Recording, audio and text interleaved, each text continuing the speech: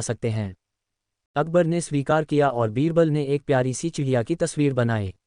फिर उसने अकबर से कहा, जब आपकी मनोबल गिरावट महसूस हो तो इस तस्वीर को देखें और अपनी प्रेरणा लें। अकबर ने बीरबल की सलाह ली और उसने वही तस्वीर अपने पास रख ली।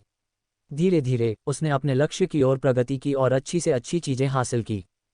एक दिन अकबर ने बीरबल से मिलकर कहा, बीरबल, तुम्हारी सलाह ने मेरी मदद की है। मैंने अब तक जो कुछ भी प्राप्त किया है उसके लिए धन्यवाद।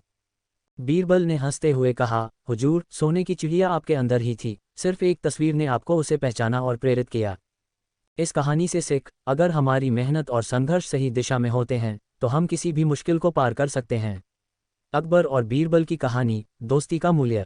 एक दिन अकबर ने बीरबल से कहा, बीरबल, मैं चाहता हूं कि हम दोनों मित्र बने रहें, लेकिन मैं ये जानना चाहता हूं कि दोस्ती का सच्चा मूल्य क्या है।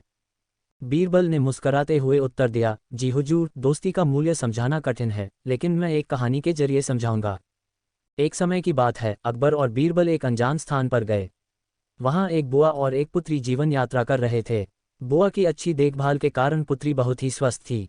वह दोनों अपने साथी बने हुए रात रात भर चलते रहते थे, बस एक ही इंटेंशन से, एक दूसरे की देखभाल करना। बुआ ने अपनी पुत्री को बड़ी शिक्षा दी और पुत्री ने बुआ को एक नई दृष्टि और नए जीवन के साथ पुनर्निर्माण किया। बीरबल ने कहा, हुजूर, इस कहानी से हमें ये सीखने को मिलता है कि दोस्ती में सच्चाई, समर्पण और आपसी समर्थन से जुड़ा होता है।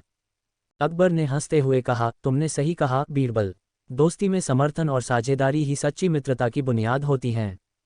इसके बाद अकबर और बीरबल ने एक दूसरे के साथ सच्ची मित्रता की महत्वपूर्णता को समझा और उनकी दोस्ती और भी मजबूत हुई। अकबर बीरबल की कहानी हिंदी। बीरबल का आकस्मिक विद्यालय। बहुत दिनों से बीरबल अकबर के साथ रह रहे थे।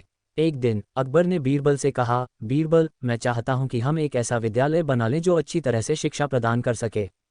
बीरबल ने मुस्कराते हुए कहा, जी हुजूर, हम कुछ दिनों में ही ऐसा विद्यालय बना लेंगे।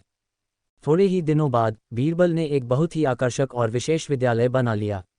वह विद्यालय ऐसा था कि लोग सिर्फ उसकी सुंदरता को ही नहीं, बल्कि उसमें दी जाने वाली शिक्षा को भी देखकर हैरान रह गए।